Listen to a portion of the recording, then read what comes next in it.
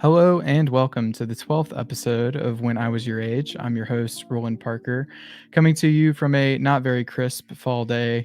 And as always, it is a joy, pleasure, and treat to have you here. Today's guest is Lillie Willingham, and I'm super excited to talk to her about her artwork and catch up with her. A little before we get started, I do have a little bit of housekeeping. Make sure that you follow the Instagram at WIWYA pod. And thank you so much for the support. We're currently at 519 followers. I do like to give you guys an update with each episode to give you kind of a picture of how we're tracking with that. Make sure to send in your questions, be they for the pod or just for me in general. I'd be happy to answer those. And without further ado, I'm going to go ahead and bring in Lillie.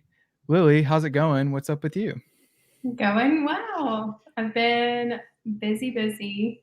I feel like I'm just like treading water every day. I got myself a little sick this past week because I'm go. And I don't know how to say no. And I'm learning how to say no, but I think I'm recovering from pain from like just being exhausted and overworking. But Yeah, good deal. So I was understanding that there's quite a bit of business for you guys lately. Yeah. So Chris opened a State Farm last Friday. So that's just been all consuming. So, and then I have, of course, my cute little business. But yeah, we're just going crazy over here. I can feel that. It's a life. It just keeps on going, and I don't know if you feel like this, but sometimes like I'll get to a point of culmination or what I feel like is the end, and then it's like immediately we're thinking about the next thing. It's sometimes it's hard to just to kind of woosah, like relax and be there in the moment. But all right, so I do want to help us get an understanding of who you are and what you're about. So I ask everybody some get to know you questions, and we'll get started with that right now. Where are you from, and where do you currently live?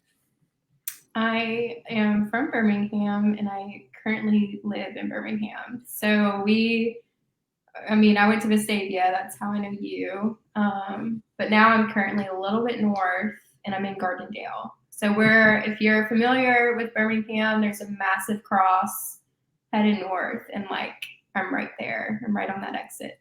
Gotcha. Yeah. It's right at the massive cross where Yes, we're you can find under. me there. It's that we're under the shadow of it. Yeah. Excellent. So, what is it that you do? I'd love to get an understanding of that. So I'm a painter, printmaker. I have a print studio in my basement. So like silk screen printing. That's primarily what I'm doing right now. Nice, very cool, and I'm looking forward to learning more about that. How old are you? Oh, how old am I? 26. Nice, Yeah. very good. Yeah, I've really started to get to the point where I don't know for sure like what the number is. When I realized that I was 27, I was like, ooh, because that I was in one of the previous episodes with my friend Jackie. She was we talked about 27 feeling a lot closer to 30 than like 26 ever does. And I know that it's 1 year closer, but it feels like even a bigger like chunk closer. It's like this is the last 3 years of my 20s. That's scary. Yeah, I don't know if I like thinking about that. That's very scary, but we're gonna be young forever. I'm just gonna have an attitude of being young for as long as I can hold on to it. What piece of media are you currently enjoying? Be that a book, podcast, music, TV, anything that is maybe a guilty pleasure, or no, it's a unguilty pleasure, if you will, just like something that you genuinely enjoy. Okay. So what's consuming me right now? I'm like so late. I'm so late on this game, or on this trend, really. But Gilmore Girls, I am just now starting, and it's just so good. Yeah. This is the time of year in my household. I know I've It is. officially hit the basic of basics, but I'm Mhm. right there. And then if you give me a good crime podcast, I'm all in. I'm in the middle of one right now. And I've gotten into reading.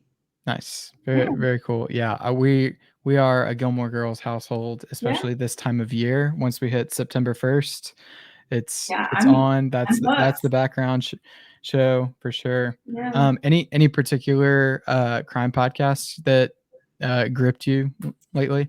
Um, well, right now I'm listening to one, I think it's like called like In Your Own Backyard or something along those lines. Okay. I don't Nice. know. Very. I love trying to like solve the cases. Mhm. And I don't know if you've heard of this, but there's actually some board games now that you can solve your own. Really? Yeah. Are they like based on off of like the true cases, or is No. it okay? I that Completely. feel like that would introduce a No. whole set of problems with Yeah, no. monetizing those things. Well, it's awesome. There like one that comes to mind is called Hunt a Killer. They have all Okay. sorts of like cases right now, and oh man, like I'll drive to Huntsville to go visit my aunt just so that we can sit down and solve a crime. Nice. That's very cool. I Yeah. love that. It's a yeah, I haven't thought of, like, adding in, like, board games or, like, a game Oh like yeah. that into this question, but I might Mhm, have to do that moving mhm. forward because that's a good, um, that's a good thing to ask people like that. Um, Next question, I really like to ask this question. I feel like it helps encapsulate a person and what they're about. What is something that you would consider a luxurious necessity?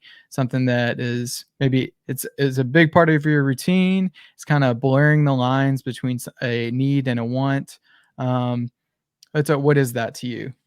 Hmm. Well, this would have been nice to marinate on, but I know we're on a time sensitive. Something that I really would love is like a nice knife. Okay, Like like a like chef's knife. oh yeah. And Yeah. like I can get by. Been getting by with like very basic and Hmm. it'll cut, if you Yeah. saw it enough, your vegetable. But oh, I would love something that just like Yeah. so Uh, sweet. I feel that. It's like your basic, like, Yeah. set, like, I could go pick up, like, some kinda whatever knives from the Target or whatever, and it will technically cut the tomato, but, like, to really, like, slice it super thin Oh, yeah. and, like, do it with ease, that's a really good answer. A Mm. really nice, luxurious, um, you know, it's a Probably Damascus not a steel, very fun answer, but that's it's something a that's been on my mind. I don't think I've no, ever had, like, a quality knife, and I'm no, on the lookout for one. that's a good answer because I feel like, and I'm not on the up and up when it comes to knife pricing, but I think that they can be really Mhm. expensive, like two, three, Correct. $400, Yeah. if you're depending on what you're getting. Nice. No, that's a great answer. Do you have any bits that you're doing? So an example might be a running joke that you have with your partner or good friend, um, or something that you do to make yourself laugh. Mm. But I think it's a big thing on social media right now. Like, here are the bits that I do. It's on the daily basis, and I thought it was a good question. So, do you have any bits that you're doing? Well, there is something that makes me laugh just about every day that Chris so, I will not rewatch movies, except for one movie, and it's just always been Pink Panther. Okay, I will always laugh. And Chris was also raised on Pink Panther, and I think he quotes it every single day, and like it gets me every time. nice. I know that sounds it's like really annoying, but No, no, that's I good. mean, I crack up at all those, like, little one-liners, the Pink Mhm. Panther one-liners, so I think that's just been an ongoing thing since the beginning of our relationship, really. And he still does it. So, Give me an example of one that you would hear oh, frequently. oh no. Like, I You don't can't have do to it do an without doing the imitation, but give me accent, the and I would butcher it. yeah. Don't give me the imitation, but give me like the line at least. I can't roll it. The one that from the Pink Panther that kind of immediately comes to my mind is when he's like going around the office and he's like, "It is lovely weather we are having," like acting all Yeah. like nonchalant and like chopping like at Yeah. different like props and stuff. Yeah, so Oh that's so good. man, That was a big one for me and my brother. we had all of our friends come over the other like a few Sunday nights ago. I mean, I felt like it was like my birthday party because I cooked dinner. We all sat around and watched. Like, I introduced a lot of them have not seen it. I introduced it to Really? them, and like I was just like a little kid. I was just like watching to see like their reaction. And we have this like one kind of stubborn friend. He's like this big burly dude, and like he was biting his tongue. Like, he did not want to laugh, but he broke. Like, Yeah. it was just like the biggest accomplishment. It was like, yeah, I got him to laugh. So That's good. That reminds me, I feel like I don't know if you've had this experience growing up, but I feel like I distinctly remember like gathering around and like trying to make my friends laugh with like whatever YouTube video that I had found and like and like looking to see like yeah. I think that I remember like spending the night at someone's house and we like came up with like a game to like, all right, it's your turn, like you got to find a video to like make us laugh and like we're gonna you get so many points if you can like make people laugh and like you're gonna try to like not laugh, but There's that actual like videos with like the purpose of doing that now on YouTube. yeah, Where people it's record themselves. Yeah. So that's good. I love the Pink Panther, staple of the yeah. childhood. I can totally relate to that. So you don't really rewatch movies that much? I don't, and I won't watch trailers either. You won't watch I trailers. won't watch Okay. a trailer. I So want to be completely like I want to come up with the conclusion, or I want to see how they, because if I see a trailer, I will conclude everything, and if it yeah. doesn't go my way, I think I would get upset. I get Yeah. upset or disappointed, but Mhm. I don't know. Also, like, I kind of like really like horror movies. Mhm. Like, within comfort, like Sure. if I know I'm not gonna sleep alone at night, then like they're on a horror movie. I'm good. But I will not watch a trailer. Yeah. Okay. Yeah. That's a I kinda get that. I will watch like a trailer just mostly for the hype if it's something that I'm like Mm, looking forward to. Um, I did have a few instances of like I'm not gonna watch any trailers. I'm not gonna like I think for like maybe a couple like recent like Star Wars movies, mm, I was like I don't want to know anything about it. I right. just want to go Yeah. into it. Yeah. Um, but I understand that like foregoing like nope, I want it to be a raw like movie experience. Like Right. don't want any outside influence. Get that. All right. Next question. Given the opportunity to replace the national anthem with any song on your playlist, what song would that be? And tell me a little bit about that. So if you like, I can give you some Yeah. examples. So for sure. So ones that I've gotten recently, Dancing Queen by ABBA. Oh, that's great. Freebird is a great example. I think it kind of goes hand in hand. There's kind of evokes a little bit of patriotism. Um, Forever by Drake. That was one that we got recently, and I really liked that, especially the collaborative element. And Kai pointed out it was his answer. He thought it was really funny that Drake is Canadian, and Yeah. that Yeah. so the multiple layers for that answer too. Um, and so I asked one of my college professors this, and he said, "This Land Is Your Land" by Woody Guthrie. And I think that really has felt like the best answer that I've gotten. It's a for me. He was an environmental science professor, so it felt very loaded. But with his answer, a lot of it felt very true to his character and what was Sure. important to him. But those are some examples that I throw out there. The main prompt that I think of is if you had to stand up like at like a sporting event, what would evoke like the most like Oh man. the funniest situation where you know take your hat off, hand over your heart, and it's insert blank song. So I'm thinking like maybe not changing the national anthem and like kind of mandating the Fergie version only. Only Fergie can sing it. That's good. That's perfect. It's that's the only version we get. Yeah. It's I'm not allowed to join, only Fergie. it's a 'Cause it's honestly, it's, like, already kind of an uncomfortable song. Like, you're waiting on the person to mhm, hit those notes or not hit those notes. So mhm. you're already I'm tense. When someone's singing it live, I'm so tense. And so I think she just kinda set a standard with her version, so No one has ever done it, quite like she did it. yeah. Um, man, I think of in that moment, I think of the players, like, in the finals that are, like, they're trying so hard or not so hard really to to like, not react and, like, trying to Oh, make each other, man. like, Oh, crack it's up about it. cringing right now. Ugh. Yeah, But yeah, listen sorry, I don't have a no, that's replacement, but I do have maybe a I mandate. no, that's a great answer. Okay. I think that's a crucial one. It's Yeah. Fergie's version of it only. Yeah, that's Perfect. it. It's, I love that answer. And then last question, to wrap up the get to know you section here is how do we know each other?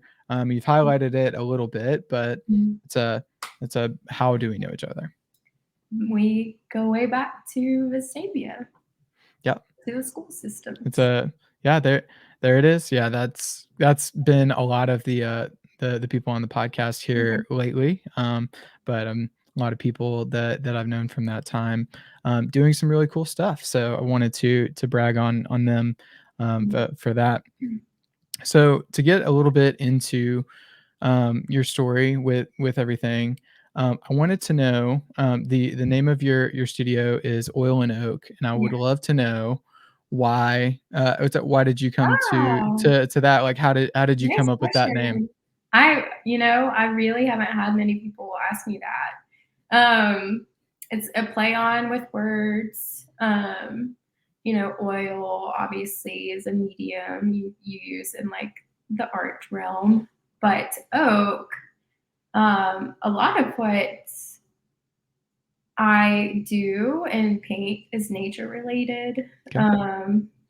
So I wanted something to kind of represent nature and art at the same time. And I like to play on with words. But at the time that I was trying to brainstorm some things, there was this like massive, I was working out of this shed slash barn in my parents' backyard. And there's this massive oak tree just like swallowing the shed. And so it's just oak leaves just like all over my little studio. And so I had a friend help me brainstorm some ideas, and oil and oak was the conclusion, the final answer. But right now, where we are now, I think it's neat because now my studio is in my basement at my house, and we have this ginormous oak tree like right outside. So it's Nice. just following me wherever I go. So oil and oak is a play on with. Nice. I love that. And so is that the primary material or kind of thing No, it's that not you the use? primary medium. A lot of what I use, I'm very in my paintings, it's very textured and Mhm. tactile. So that has been more of like a plaster consistency with an acrylic. So Yeah, um, gotcha. yeah, so oak is not primarily what I use. Oh, I mean oil. I don't use oak either. So, Yeah, absolutely. And if you're wanting to see some of the pieces that Lillie has made, and has up for sale, you can follow It's at her on Instagram and her studio. Thank you. And I'll throw those in the description, but it's going to be up on the screen if you are watching. So that's cool. Um, so oil and oak. I like the full circle moment as well of the initial kind of studio to now you have one Mhm. in your own home. Um, so that's really nice. To bring it back to maybe another full circle moment for you was when did you first start to notice artistic ability within yourself? Like when did you identify that you had something like that? What was that moment to you? So I've always loved painting, and it's actually really funny. So back in second grade, um, my dad, I think my parents were just like needing to find gifts quickly. And so my dad got me all sorts of canvases and paint, and he was just like, just paint something for all the women in our family. And they were all flowers and vases. And he put these like crazy elaborate frames on these like very silly, very childlike flowers. And they are still today like some of my like favorite pieces. But I never pursued, like, I didn't even take art classes in high school. So like that was like the start of it. I've always like loved it, but like didn't pursue it. Mhm. Um, but I, man, like it's just always been kind of there, like the creative side, but I don't think I really truly pursued it until college. Gotcha. So Mhm. it's a in at you mentioned not having taken any like art classes in high school. So was there a shift in focus when you were in college? Did you start looking at maybe more formal forms of training and like classes and stuff like that when you were in college? Yeah, so actually like in high school, I felt so behind in like what I wanted to do, where I wanted to go, what I wanted to be. And like senior year came up and everyone knew everything. And like it was actually really lonely to like not really know like what Mhm. you're gonna do. And so, with that, my dad was just like, we're not about to send you off to a university and you not know what you want to do. So I Mhm. got a scholarship to play volleyball at Lawson. It's a community college here. And there I really kind of explored my options. I went into graphic design for a couple years, and I had some Adobe experience because I did take a photography class in high Mhm. school.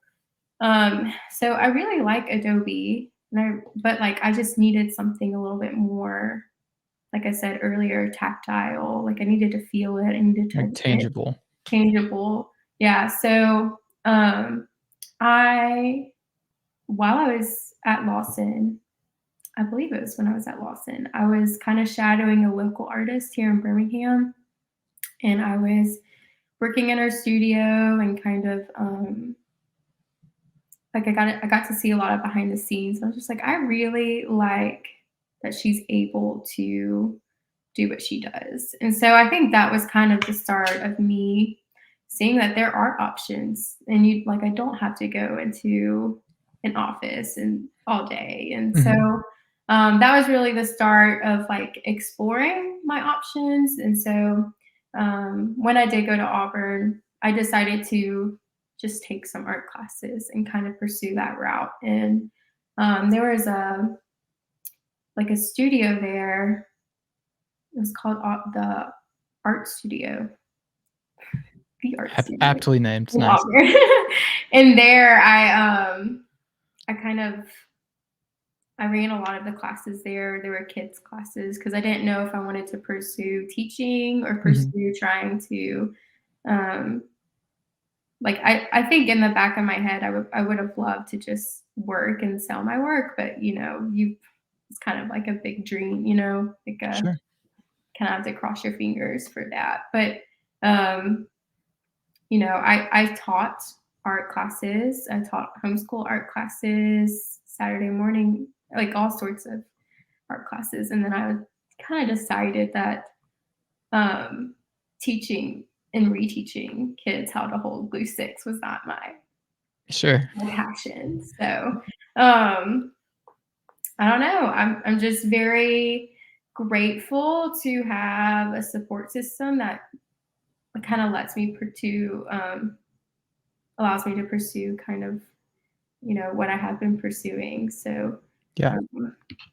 but yeah, I don't know if that even answered your question. No, that's great. Much of a response. It's a no, I love that. So Okay. you mentioned like the teaching component.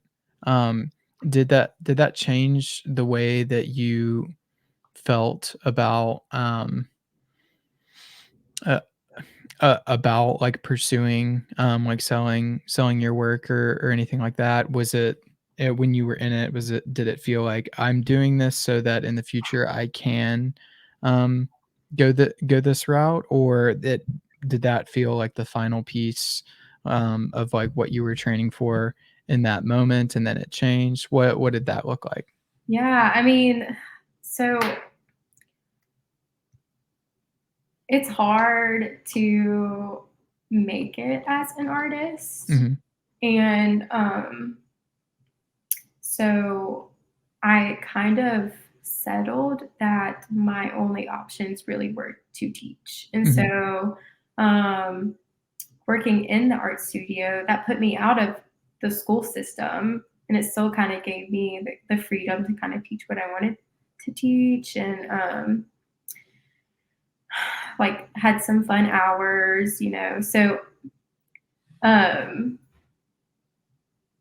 sorry, Chris just got home and I totally blanked. So you're fine.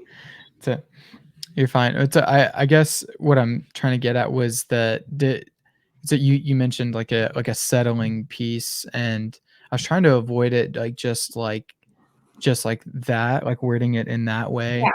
yeah. Because I don't think that like teaching is for the faint of heart, and especially if it's Oh, something for sure. that you care about. Um, but I think that sometimes in certain fields it can feel like Mm. it can feel like it's a giving up is not the proper way that I think about it. It's it I think that you might have said, like, safety net. I don't Yeah. know if you did. Like, it feels like a safer way to pursue this as a career. Yes, and Um that was exactly Mhm. the thought behind it, is because it is difficult to make it, um, that I needed to have that as, like, an option Sure. almost. Yeah. So, um, but yeah, and I'm grateful that I'm not having to do that. Mhm. Yeah, that's not that you've graduated for lack of a better term, but, was there anything, like, valuable that you learned in that experience that kinda helps you in your pursuit of, like, selling your work and having your own studio now? Like, are there things that pop up that you're like, "Oh, this is a skill that I grew in my time when I was teaching or working at the studio on campus," or Maybe not in like from the art studio, Mhm, but definitely from like taking my art classes in Auburn. So I ended up, I got my graphic design degree at Lawson, and then I pursued bachelor's of art at Auburn. mhm, So just everything from there was just like all consuming, very fulfilling. So I mean, we kind of covered this. The art studio job was more so kind of like to like a peek into like, is this the path I want to take? Like, if I am going to pursue art, like this is an option. right, But for what I'm doing now, it's like I've definitely grown from my studio classes at Auburn yeah, instead of like running classes, mhm. teaching classes. Yeah, that's very cool. And I've um I don't know if you've had this experience in my time in college at Maryville. There were a lot of classes that I didn't that weren't particularly focused like in my major. And Maryville's a liberal arts college, so like so much of what is required is outside of your degree. But I still found myself applying um, skills like from some of those other classes like Mhm. into like how I carry myself in my career now. But then also in just conversation and other things.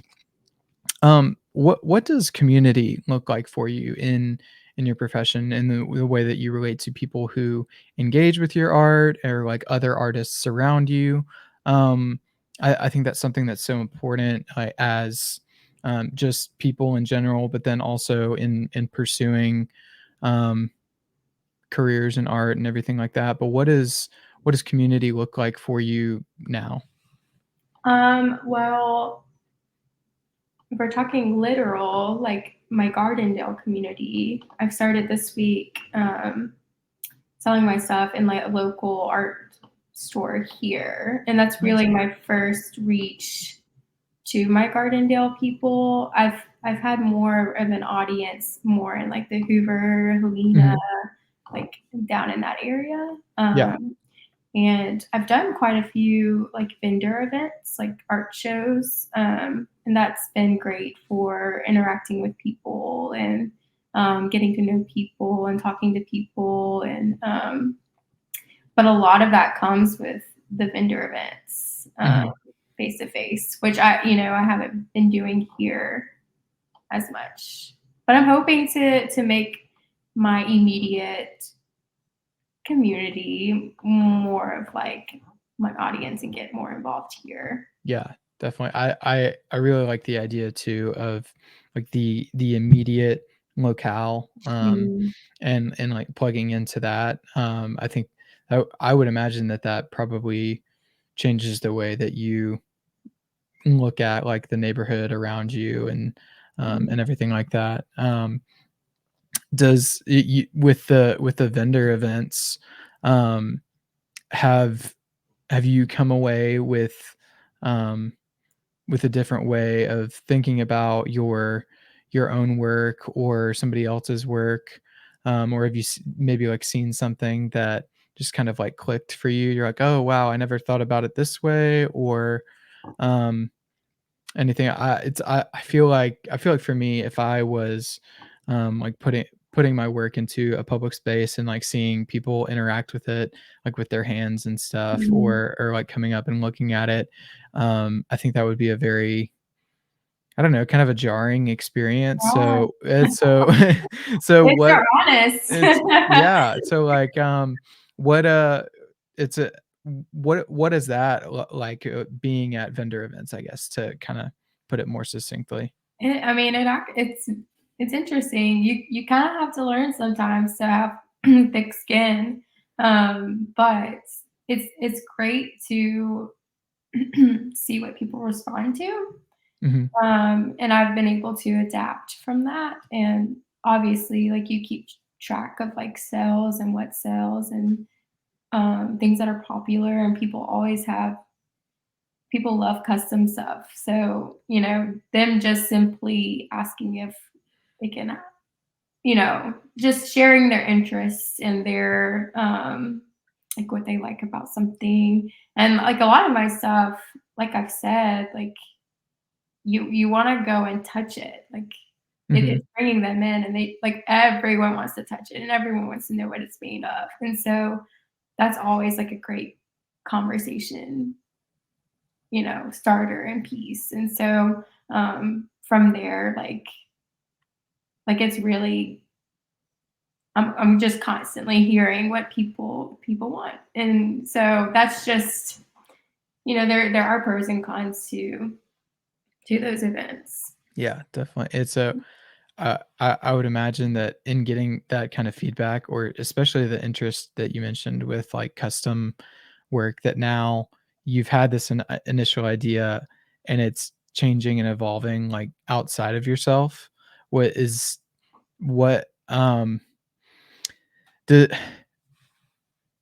does selling your work, um, and, like, having that be a part of, like, your income, has that changed the way that you relate to the activity itself or, like, Mhm. the process, like, the creative process? I imagine a lot of people, they experience, like, writer's block or, like, having, like, a deadline. It creates a kind of pressure or even takes away some of the intrinsic joy of doing something that they love. But have you experienced anything like that? Absolutely. Oh, Yeah. yeah, and that's kind of what I kinda have to ask myself, "Why am I doing what I'm doing?" sometimes, because if I were to do it for the money, like, what I make would be completely different, and it would Mhm. be completely what everyone wants, and, that would veer from what I wanna do. So, the reason why I'm doing this is because I enjoy making and creating and sharing, um and I kinda have to, like, check myself of, like, because I don't wanna veer too far, and that's kind of why I don't love custom, because Mhm. people have an idea in their head of what something should look like, and me trying to, like, match that idea doesn't always stick true to what, like, to my touch, I guess, and Sure. so, yes, like, there's always, like, a check between business and between creating. Like, I'm constantly battling that. So, yeah, and, like, like, if I, like, had to rely on this for the income, like, it would be miserable, Mhm. Like, it would become work. Yeah. This is, like, I enjoyed this, and I'm Right. grateful to be able to do this, and that some people wanna support it. So, it's a luxury. Yeah. That's really great. So my wife, she's very talented. She dries, flowers, Yeah, bridal bouquets and like funeral flowers that people will send them to her, like through her Etsy shop or just dropping them off and stuff. And she dries them and then presses them into like a float frame, and then yeah, like arranges them so that people have like a piece of like their wedding day that can stick around, and it's not just like the upside down flowers yeah, in their closet that they don't necessarily want to bring out. But I've noticed that kind of in pursuing that not all pieces, but some of the process, like specific, like maybe the repetitive parts, yeah, are it's harder for her to, like, want to do those things when she knows that there's, like, a dollar amount assigned to that.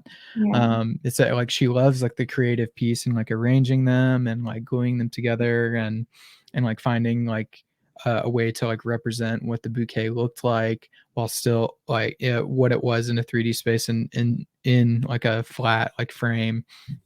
Um, but it like the the actual, like, drying and stuff, she's like, "I just don't wanna do it." yeah, It's yeah. a which I get it. It's Oh, man, yeah. it's it's tough. So are there certain parts um, that are harder for you? Are there, um, pieces that don't come as naturally or, um, just, parts of the grinding it out, processing that you don't look forward to as much Yeah. as other parts of the way that you are creative? It's got very long-winded question, but and I can try and reframe it if you like, but Um, I think I understand what you're saying. There are definitely some parts that I do not look forward to. Mhm, So I'm trying to transition from painting, to printmaking primarily. mhm, And that's why we have the house we have, is because it had a basement where I could put all my equipment down there, because equipment's massive, like some big big boys. Yeah. But so with printmaking, it's a whole lot of science and not a whole lot of like art. The Okay. art part is the design Yeah. and the actual printing, but like there are a lot of steps, like a lot of chemicals involved and a lot of um, like I have to do some of my steps in the dark and so like it's just I don't look forward to the cleanup process. Mhm. If you look downstairs, you would be like, "Oh, yeah, you're not a very tidy studio space person." But, the biggest thing that I just do not love about having a small little studio space is the business side. Mhm. I like, I studied art. I did not study business. And so having to balance that and to like be my own photographer and to be my own social media manager and to pay my own tax, like remind myself to pay my own taxes and like, am I doing it? Well, never mind. I'm gonna continue. I pay my taxes. But like, am I doing everything correctly? Right. I am trying, and I think so, but like, it's just such a heavy task and a heavy job that I didn't realize I signed up for. Yeah. So, um, man, yeah, like even keeping up with like sales and like I love creating, but like, okay, now I have to like ship the item, Mhm. like that. I don't love that. Yeah. Oh So, my gosh. It's a for us, there are, like, boxes kinda going out, of our house all the time, and, Tabby will spend, like, a whole lot of time, putting together the frames and everything, and then it's, like, they're all constructed and everything like that, and she's like, I gotta label these boxes oh, and tape them up and send them the out and stuff. worst. And I'm laughing too at the tax reporting as well. It's not fun. Like it should It's be not so much. fun, and It it's should not be so much easier. easy. Yeah. They don't make it easy for you. I need someone to hold my hand through it, and I wanna do the right thing. And so, I don't know. I wanna also print stuff and paint Mhm. stuff. So, Yeah. I don't know. Yeah. But yeah. Does it feel a little bit like this is the price I pay for Oh, like creating in this capacity? yeah. Can't be all rainbows, I guess. Yeah. Oh, it should be. It should be much easier to just do it like that. What's in the future for you? In the production of art or your studio. Like, what do you kind of um, envision? Sometimes I find it kind of grounding and centering to think about it that way, and sometimes it's really frightening and Yeah. awful. But what do you see like in the future for yourself in that way? There is truly no telling. I could decide to stop creating. Like, that's not the plan at Hmm. all. Like, I want to continue to do this because I really do enjoy it. Um, but like I said, like, I would love to transition to printmaking primarily. So it would be great to just like, that's just worth I have found that that's worth my time. Um, like printing is way worth my time than painting. Hmm. So trying like I really just need to kind of nail that down, like we talked about the business aspect of it. And so um, there's so many unknowns, like so I great question. It's I'll let you know when I find that out. it's a good deal. What's fun about the future is that all of a sudden we end up in it. So Oh, it's so fun.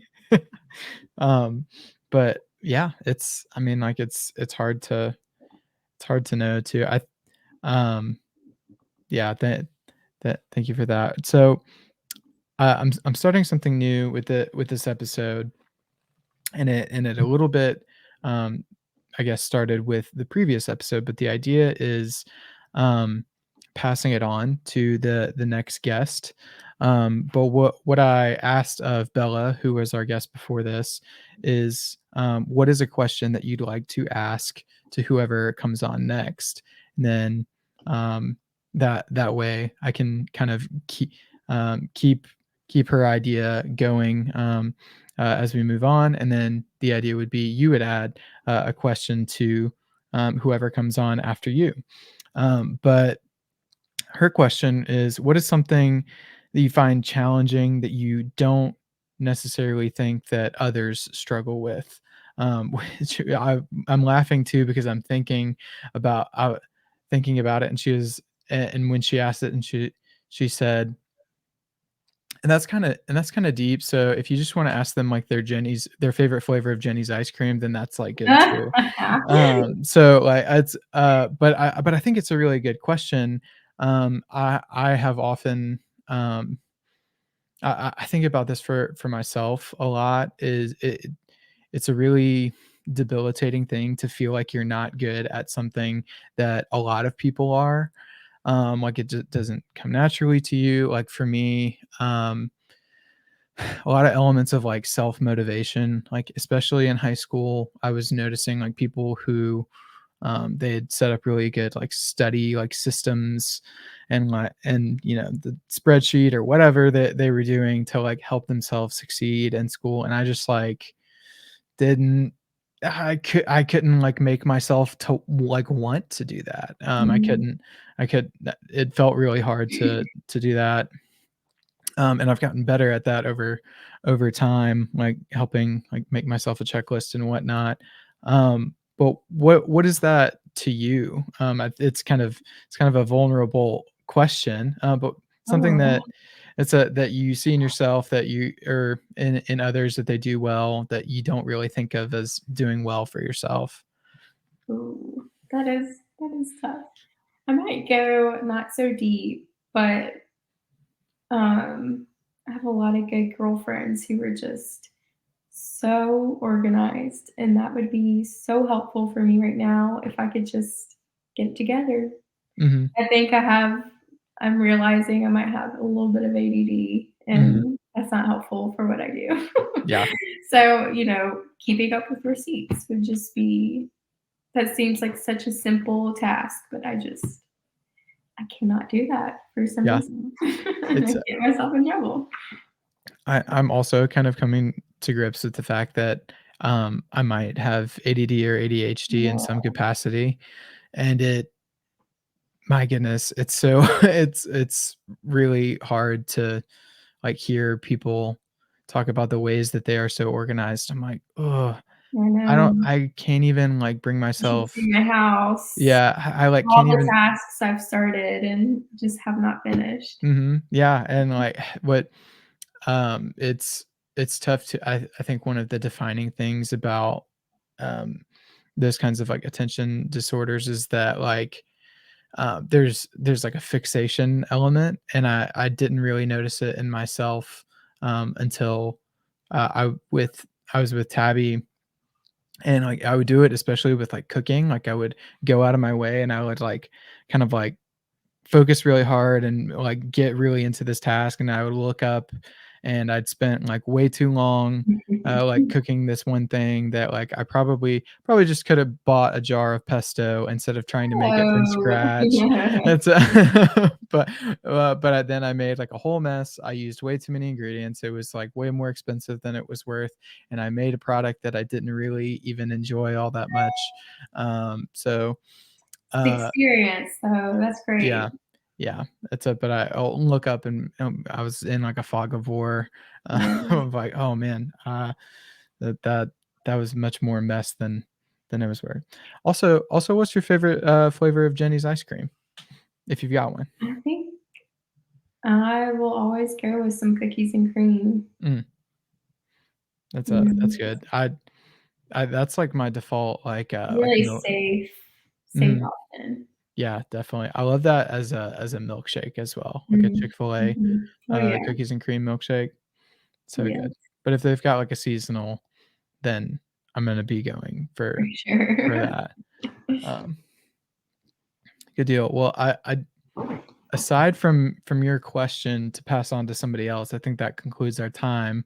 Do you feel like you have a question that if you were sitting opposite of someone, you were interviewing them that you would wanna ask, or just a favorite, like, icebreaker question that you like too? Um, I maybe, since you're speaking to a lot of people that, you've last seen in high school, right? Mhm. It's a yeah, Maybe definitely. maybe some, like, an advice you would give your high school self. It's a advice you'd give your high school self. I like that a Yeah. lot. That's a definitely what, not to echo it back to you too much, but do you, is there something that you Oh, feel like you would go back and kind yes, of man. I took stuff way too seriously. mhm, Yeah. I tried way too hard in my classes. mhm. Like I did not need to stress over that. Yeah, yeah, So, it's not the end of the world. I would tell myself right? that, like, um, you should just try to be friends with more people because Oh, yeah. it's I think growing up in, like, the same school system, K through 12, I had developed a lot of narratives for myself about, um, what I thought people were like and what groups of people were Mhm. like, and in reality, I found in, like, after after graduating and, like, even running into people, I was like, "You know what? Like, I coulda just, like, talked to I know. these people. I coulda just, like, engaged with them, and, like, it would've been hard because of being shy, but I would've come out with, like, a friend instead of, like, asking what if necessarily, Yeah, so, yeah. yeah, I'm right there with you. I think that's a great response to that. absolutely. Alright, well, I'm gonna save that for our next guest. That is gonna conclude our episode Well, for very nice. it's Look a at you. It's look that's look at us go. Well, Lily, thank you so much for your time. I really Wow. appreciate you talking it up with us. Make sure if you've made it this far in the episode and you're listening, make sure that you follow Lily and Oil and Oak on Instagram. And don't reach out to her for any commissions or custom work, Nope, do but not you do can it. order things.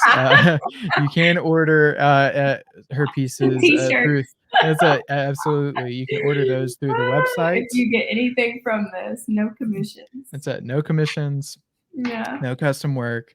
It's yeah, at nothing of the sort. Uh, that's hilarious. it's a all right. Well, it's a thank you again for coming on the podcast, and thank you for listening. We will see you in the next one, and it's been a treat to have you here. Thanks. Awesome. Bye. Thanks, Roland.